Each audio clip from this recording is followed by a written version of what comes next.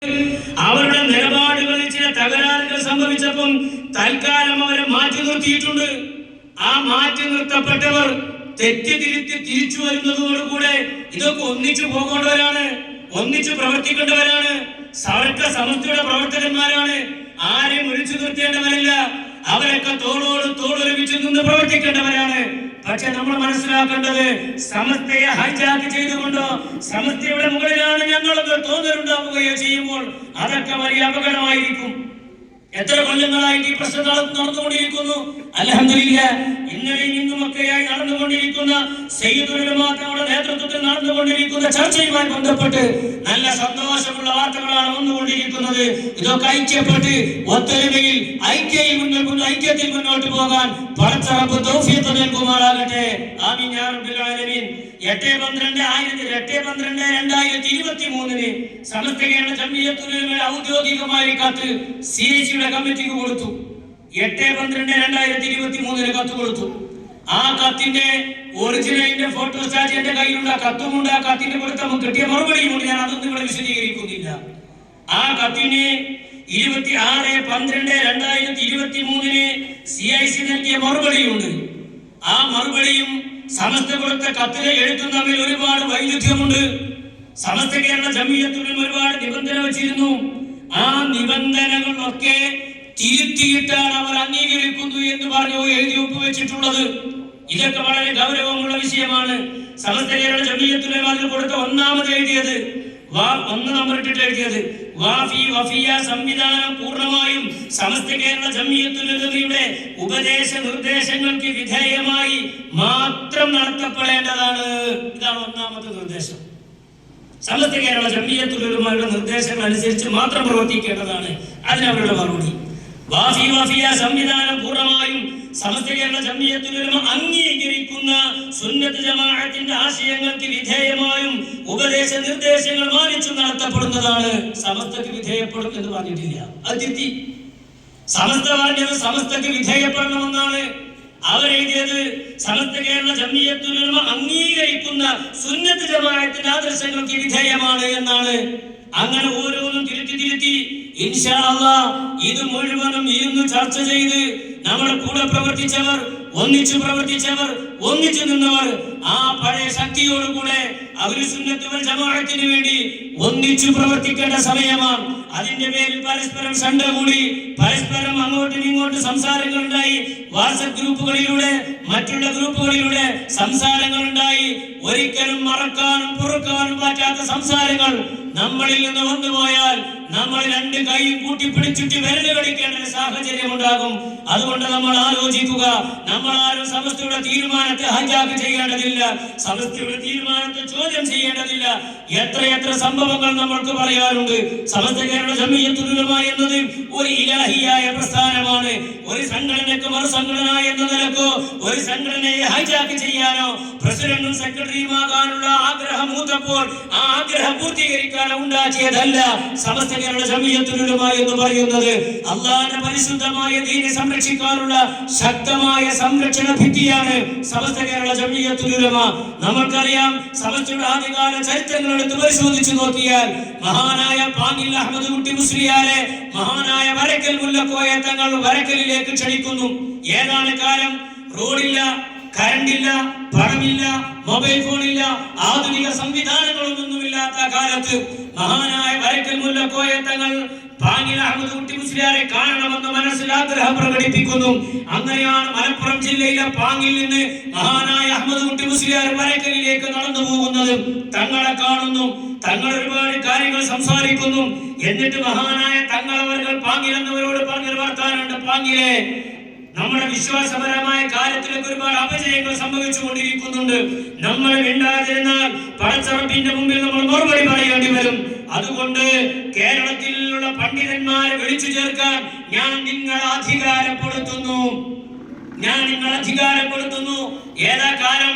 ഞാൻ നേരത്തെ പറഞ്ഞു, വാഹനമില്ല, നല്ല റോഡില്ല, പണമില്ല, കറണ്ടില്ല, മൊബൈൽ ഫോൺ ഇല്ലാത്ത ആ കാലഘട്ടത്തിൽ ഏകദേശം 99 കൊല്ലങ്ങൾക്കപ്പുറത്താണ് പറയുന്നത്. ഇത് കേട്ട സമയത്ത് പാങ്ങിൽ അഹമ്മദ് കുട്ടി മുസ്ലിയാർ ഈ വലിയ ഉത്തരവാദിത്വവുമായി വരക്കലിൽ നിന്ന് കോഴിക്കോട് പുതിയങ്ങാടിയിലെ വരക്കലിൽ നിന്ന് മലപ്പുറം ജില്ലയിലെ പാങ്ങിലേക്ക് നടന്നു. പാക ജുമാഅത്ത് പള്ളിയിൽ അന്ന് ദർസ് നടത്തിക്കൊണ്ടിരുന്ന ഒരു മഹാൻ ഉണ്ടായിരുന്നു. ആരാണ് മഹാൻ? ബഹുമാനപ്പെട്ട കോയ അഹമ്മദ് കുട്ടി മുസ്ലിയാർ. കോയാമുട്ടി മുസ്ലിയാർ എന്നാണ് എല്ലാവരും അദ്ദേഹത്തെ പറയുന്നത്. ആ കോയാമുട്ടി മുസ്ലിയാർ പാകിൽ എന്നവരുടെ ഗുരുവര്യരാണ്. ഖാദിരിയ ത്വരീഖത്തിന്റെ ശൈഖാണ്. ഉസ്താദിന്റെ അരികിൽ വന്നിട്ട് പാകിൽ എന്നവർ പറഞ്ഞു, കോയാമുട്ടി ഉസ്താദിനോട് പറഞ്ഞു, എന്നെ വരക്കൽ തങ്ങൾ പറഞ്ഞയച്ചതാണ്, പണ്ഡിതന്മാരെ വിളിച്ചു ചേർക്കാൻ പറഞ്ഞിട്ടുണ്ട്, ഞാൻ ആദ്യം നിങ്ങളടുത്താണ് വരുന്നത്, ഞാൻ എന്താണ് ചെയ്യേണ്ടത്? ഉസ്താദ് അവർകൾ 80 വയസ്സ് കഴിഞ്ഞ കോയാമുട്ടി മുസ്ലിയാർ, കറാമത്തിന്റെ ഉടമയായ കോയാമുട്ടി മുസ്ലിയാർ, ആ പള്ളിയിൽ വെച്ച് കുപ്പായമിടാതെ തുണി മാത്രം ഇട്ട് തലക്കെട്ടി കെട്ടിയിരുന്ന കോയാമുട്ടി മുസ്ലിയാർ അവിടെ വെച്ച് ഇങ്ങനെ കൈ ഉയർത്തി തുറന്നിട്ട് പറഞ്ഞു പാകരുന്നവരോട്, ഈ പണ്ഡിത സംഘം രൂപീകരിച്ച് പണ്ഡിതന്മാര് കൂടിയിരുന്ന് വലിയൊരു സംവിധാനം ഇവിടെ ഉണ്ടാകും, അള്ളാഹു വിജയിപ്പിക്കട്ടെ എന്ന് ദുആ ചെയ്തിട്ട് കോയാമുട്ടി മുസ്ലിയാർ പാങ്ങിരുന്നവരുടെ ഒരു കാര്യം പറഞ്ഞിട്ടുണ്ട്. എന്റെ മകനുണ്ട് അബ്ദുൽ ബാരി, അബ്ദുൽ ബാരി വെല്ലൂർ കോളേജിൽ നിന്ന് തഹ്സീലായി വന്നിട്ടുണ്ട്, നിങ്ങൾ അബ്ദുൽ ബാരിയെ കൂട്ടണം, അബ്ദുൽ ബാരിയുമായിട്ട് നിങ്ങൾ പ്രവർത്തിച്ചോളൂ, എനിക്ക് 80 വയസ്സ് കഴിഞ്ഞു, ഇനി നിങ്ങളെ പോലെ പ്രവർത്തിക്കാൻ കഴിയില്ല. ആ കോയാമുട്ടി മുസ്ലിയാരുടെ മകനാണ് അബ്ദുൽ ബാരി മുസ്ലിയാർ. ആ അബ്ദുൽ ബാരി മുസ്ലിയാരാണ് വാളക്കുളം അബ്ദുൽ ബാരി മുസ്ലിയാർ എന്ന പേരിൽ പിന്നീട് അറിയപ്പെട്ടത്. ആ വാളക്കുളം അബ്ദുൽ ബാരി മുസ്ലിയാരാണ് സമസ്തയുടെ പ്രസിഡന്റായി വന്നിട്ടുള്ളത്. ചുരുക്കി പറഞ്ഞാൽ വരക്കൽ മുല്ലക്കോയ തങ്ങൾ 1, പാകിൽ അഹമ്മദ് കുട്ടി മുസ്ലിയാർ 2, വാളക്കുളം അബ്ദുൽ ബാരി മുസ്ലിയാർ 3 നമ്പറായി സമസ്തയുടെ പണ്ഡിതന്മാരെ ഓരോരുത്തരെ ചേർത്തി. അങ്ങനെയാണ് മഹാനായ സദഖത്തുൽ മുസ്ലിയാർ വണ്ടൂരിലെ മഹാനവറുകൾ, മഹാനായ സദഖത്തുൽ മുസ്ലിയാർ 21 22 വയസ്സാകുമ്പോഴാണ് സമസ്തയുടെ മുസാവറയിൽ ചേരുന്നത്. മഹാനായ കണ്ണിയത്ത് ഉസ്താദിന് 24 വയസ്സുണ്ടാകുമ്പോഴാണ് സമസ്തയുടെ 24ാമത്തെ മെമ്പറായി ചേരുന്നത്. അങ്ങനെ കേരളത്തിലെ ആ കാലഘട്ടങ്ങളിലെ അറിയപ്പെടുന്ന സൂഫിവര്യന്മാരും മുസ്തജാബ് ദഅവകളുമായിട്ടുള്ള അഗ്രേസരായ പണ്ഡിതന്മാർ ഒരുമിച്ച് കൂടിയിരുന്നിട്ടാണ് 925 ആദ്യമായും 926 ജൂൺ 26 ഔദ്യോഗികമായും സമസ്ത കേരള ജംഇയ്യത്തുൽ ഉലമ രൂപീകരിക്കുന്നത്. ആ രൂപീകരിക്കുന്ന സമയത്ത് മഹാനായ തങ്ങൾ അവർ നടത്തിയ 3 പ്രാർത്ഥനയുണ്ട്. അതിലൊരു പ്രാർത്ഥന, പടച്ചവനെ ഈ മഹിതമായ പ്രസ്ഥാനം നിന്റെ പരിശുദ്ധമായ ദീനിന്റെ സംരക്ഷണത്തിന് വേണ്ടിയിട്ടാണ്.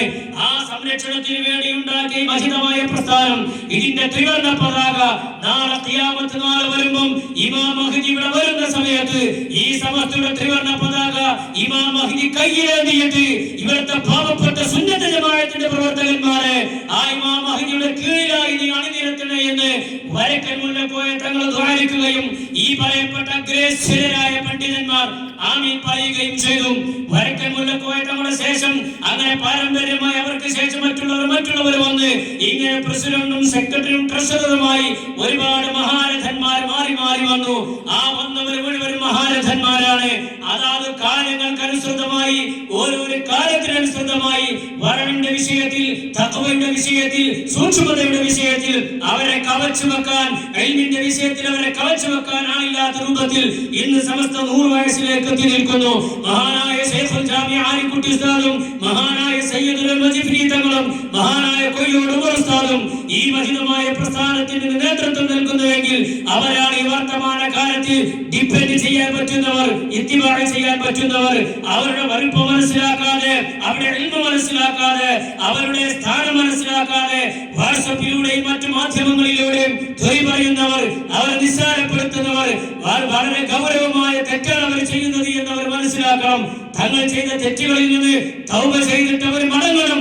അല്ലാതിരുന്നാൽ നാളെ റബ്ബിന്റെ മുമ്പിൽ രക്ഷപ്പെടാൻ പറ്റില്ല. നമുക്ക് രാഷ്ട്രീയം ആവശ്യമാണ്. രാഷ്ട്രീയം എന്നത് ഭൗതികമായ വിജയത്തിന് വേണ്ടിയിട്ടാണ്. ആ രാഷ്ട്രീയ പ്രവർത്തനത്തോടുകൂടെ മതപ്രവർത്തനത്തോടുകൂടെ രാഷ്ട്രീയ പ്രവർത്തനവും ഒന്നായി കൊണ്ടുപോകുന്ന പാരമ്പര്യമാണ് ഇക്കാലമത്രേ നമ്മൾക്കുണ്ടായിട്ടുള്ളത്. ഇന്ത്യൻ യൂണിയൻ മുസ്ലിം ലീഗിന്റെ സംസ്ഥാന പ്രസിഡന്റായി മഹാനായ ആറ്റപ്പൂരം നിന്ന സമയത്താണ് സമസ്തയുടെ ഉപാധ്യക്ഷനായി മഹാനവറുകൾ നീണ്ടിട്ടുള്ളത്. എത്ര സുന്ദരമായ കാലഘട്ടമായിരുന്നു. ഒരിക്കൽ പോലും ഒരു ജമാഅത്ത് എനിക്ക് നഷ്ടപ്പെട്ടിട്ടില്ല എന്ന് പരസ്യമായിട്ട് സമ്മേളനത്തിൽ പ്രസംഗിച്ച മഹാനായ ബാഫഖീതങ്ങൾ ഇന്ത്യൻ യൂണിയൻ മുസ്ലിം ലീഗിന്റെ സംസ്ഥാന പ്രസിഡന്റായിരുന്നു. ആ സമയത്ത് സമസ്ത കേരള ജംഇയ്യത്തുൽ ഉലമയുടെ ഉന്നതമായ സ്ഥാനത്ത് മഹാനവറുകൾ ഉണ്ടായിരുന്നു. അങ്ങനെയുള്ള ഒരു സുന്ദരമായ കാലഘട്ടം നമുക്ക് കഴിഞ്ഞു പോയിട്ടുണ്ട്. അത് തിരിച്ചു വരണം.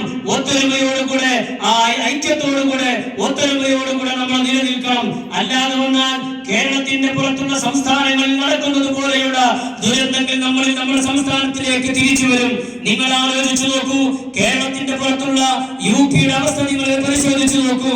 ഉത്തർപ്രദേശിൽ 3,07,00,000 മുസ്ലിമീങ്ങളുണ്ട്. യുപിയിൽ 3,07,00,000 മുസ്ലിമീങ്ങൾ.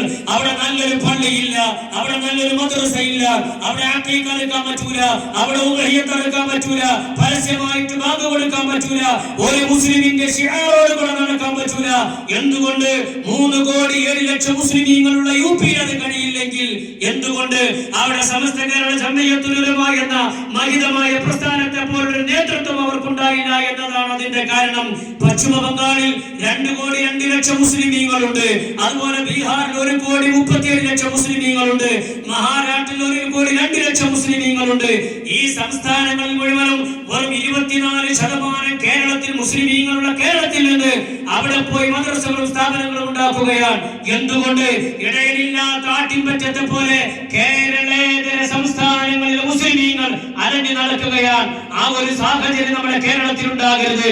ഈ സ്ഥാപനങ്ങൾ മുഴുവനും, ഈ പള്ളികളും ഈ മദ്രസകളും ഈ യതീംഖാനകളും ഈ സ്ഥാപനങ്ങളും സംവിധാനങ്ങളും മുഴുവനും നിലനിൽക്കണം. ഒത്തൊരുമയോട് കൂടെ ഐക്യത്തോടു കൂടെ മുന്നോട്ട് പോകണം. പടച്ചറബ് അനുഗ്രഹിക്കുമാറാകട്ടെ. ആമീൻ എന്ന് ദുആ ചെയ്ത് വൈകിയ ഈ സമയത്ത് എന്നോട് പറഞ്ഞ സമയം കൃത്യമായി ഞാൻ പാലിച്ചുകൊണ്ട് ഞാൻ എന്റെ സംസാരം അവസാനിപ്പിക്കുകയാണ്. റബ്ബനാ തഖബ്ബൽ മിന്നാ ദുആഅനാ ഇന്നക അൻത